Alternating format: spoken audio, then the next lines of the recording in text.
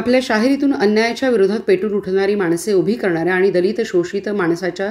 जीवनाचे चित्रण आपल्या साहित्यातून समाजासमोर उभे करणाऱ्या लोकशाहीर अण्णाभाऊ साठे यांच्या 56व्या पुण्यतिथीनिमित्त मिरजेत त्यांच्या पुतळ्यास पुष्पहार अर्पण करून अभिवादन करण्यात आले। यावेळी Republican party of India Athawale पक्षाचे नेते आणि माजी सभापती अशोक कांबळे, लोकशाहीर अण्णाभाऊ साठे पुतळा समितीचे अध्यक्ष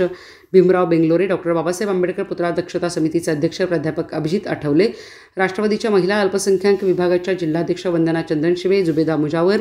कौसर संधी, नजमा मोमीन, अश्विनी उपाध्याय, प्राध्यापक अविनाश जकाते, भास्कर बापू जगताप, शशिकांत कांबळे, विजय कांबळे,